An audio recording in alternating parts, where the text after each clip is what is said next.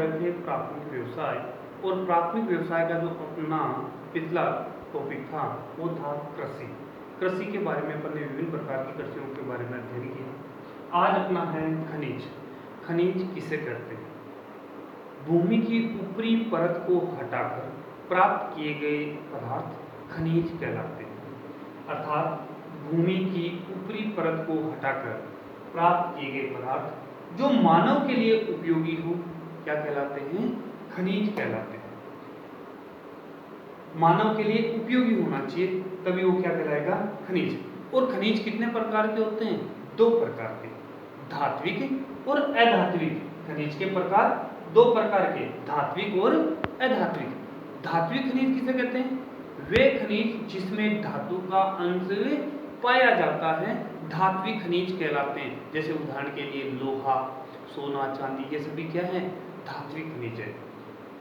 धात्विक खनिज को दो भागों में बांटा गया है, लोहे और अलोहे।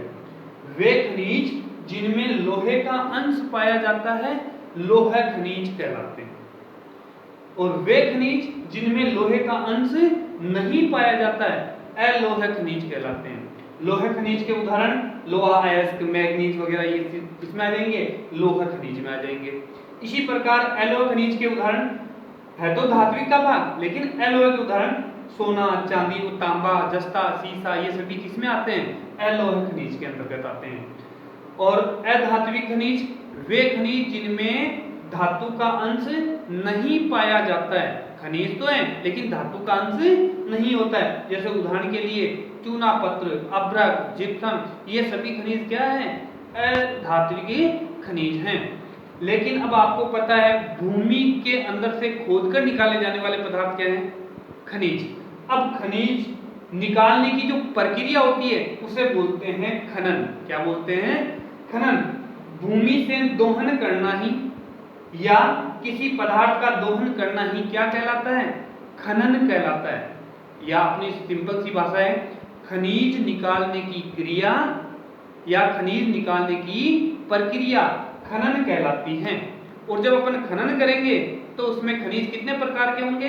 दो प्रकार के, धात्विक और अधात्विक। इसमें धात्विक और अधात्विक पदार्थों का खनन किया जाता है जो खनिज का भाग है। और जिन स्थानों से खनिज निकाला जाता है तो वह स्थान क्या कहलाएगा? खान कहलाएगा। क्या कहलाएगा? खान कहलाएगा। खनिज निकालने की विधियां, खनिज निकालने की दो विधियां होती है, क्योंकि आपको पता है खनिज या तो धरातल की सतह पर ही पाया जाता है, अर्थात कम गहराई में पाया जाता है, और या अधिक गहराई में होता है। तो उनको निकालने की विधियां हैं वो दो प्रकार की है। एक तो धरातलीय बोल दीजिए या विवृत खनिज। अर्थात जब खनिज कम गहराई पर हो तो धरातल को काफी लंबे क्षेत्र में खोद लिया जाता है और खनिजों को निकाल लिया जाता है। कम गहराई में स्थित खनिजों को पृष्ठीय स्तर पर, पृष्ठीय अर्थात ऊपरी पृष्ठ को हटाकर निकाले जाते हैं तो वो क्या कहलाते हैं? धरातलीय खनिज कहलाते हैं या विवृत खनिज कहलाते हैं। कूप की खनन, जब खनिज अधिक गहराई में हो तो उनको निकालने के लिए कूपक बनाए जाते हैं। कूपक का मतलब कुएं जैसा बनाकर या कूपक बनाकर खनिजों को निकाला जाता है तो क्या कहलाता है? कूप की खनन। अधिक गहराई में स्थित खनिजों को निकालने के लिए कूपक का उपयोग किया जाता है, कूप की खनन कहलाता है।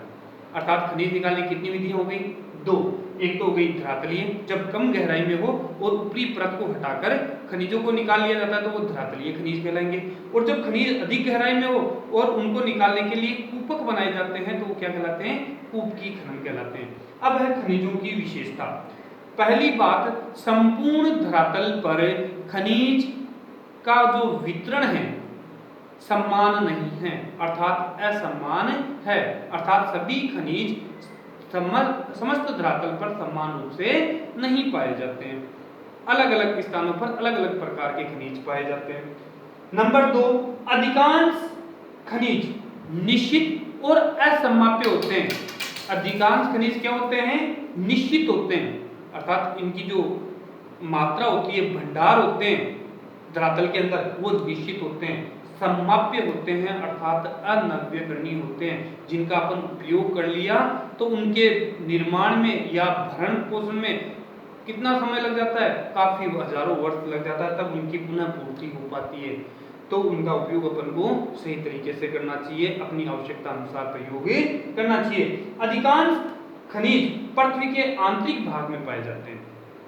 ज्यादातर खनिज जो अपन निकालते हैं वो कूप की खनन के माध्यम से निकालते हैं, अधिक गहराई से निकालते हैं। तो उसके लिए अपन को क्या होता है, अधिक श्रम की आवश्यकता होती है, श्रमिकों की अधिक आवश्यकता होती है।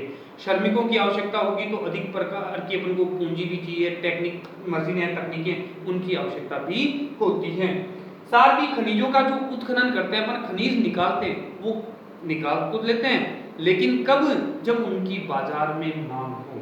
निकालने से कोई फायदा नहीं है, जब वो बाजार के अंदर उनकी मांग होगी, डिमांड होगी, तब उन खनिजों को निकालने से अपन को फायदा होगा, आर्थिक लाभ होगा।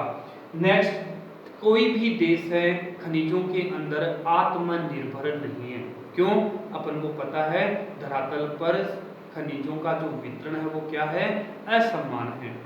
असमान होगा तो कोई देश में कोई दूसरा प्रकार का खनिज है तो कहीं पर दूसरा खनिज, तो उनका अपन उसमें क्या करना पड़ता है, व्यापार के माध्यम से एक दूसरे की सहायता की जाती है। तो आत्मनिर्भर कोई नहीं होता, अपने आप में परिपूर्ण कोई नहीं होता। अब है खनिजों की कहां कहां पाए जाते हैं, खनिजों का विवरण। धरातल के अंदर जो अपनी चट्टानें पाई जाती है, ये अपन को पता है कि धरातल पर मुख्य रूप से 3 प्रकार की चट्टानें पाई जाती हैं, आग्नेय चट्टानें, कायांतरी चट्टानें और अवसादी चट्टानें। जब ज्वालामुखी विस्फोट होता है और उसके द्वारा जो तरल मैग्मा बाहर निकलता है, वो धरातल पर कालांतर में समय अनुसार ठंडा हो जाता है, जम जाता है, तो वो क्या बन जाती है, आपकी आग्नेय चट्टानें बन जाती है।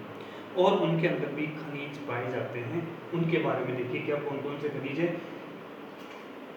इन चट्टानों में सोना, चांदी, तांबा, जस्ता, सीसा, मैग्मा, अभ्रक, गंधक, सल्फर आदि प्रकार के खनिज पाए जाते हैं। तो आग्नेय चट्टानों के अंदर विभिन्न प्रकार के खनिज पाए जाते हैं।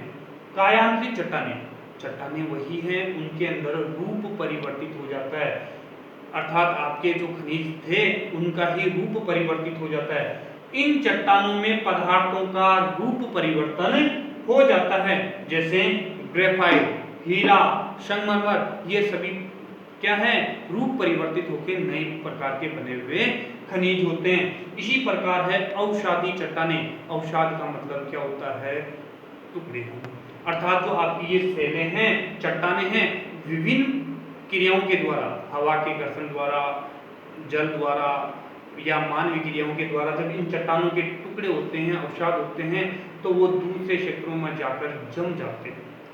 ठीक है, तो उनसे भी विभिन्न प्रकार की खनिजों की प्राप्ति होती है। इनमें अपर्दन की क्रिया, अपर्दन का मतलब होता है कटाव, इनमें अपर्दन की क्रिया द्वारा निक्षेप होता है, कालांतर में जमाव के कारण। जब अपर्दन होगा तो अपर्दन में क्या होगा, एक स्थान से दूसरे स्थान पर जाने की क्रिया। ठीक है, तो अब वो जब दूसरे स्थान पर जाएगी तो उसका वहां पर क्या होगा, जमा होगा, निक्षेप होगा, उनके कारण भी क्या होता है, खनिजों की प्राप्ति होती है। जैसे उदाहरण के लिए कोयला, पेट्रोलियम, प्राकृतिक गैस, पोटास, नमक, ये विभिन्न प्रकार के उदाहरण हैं।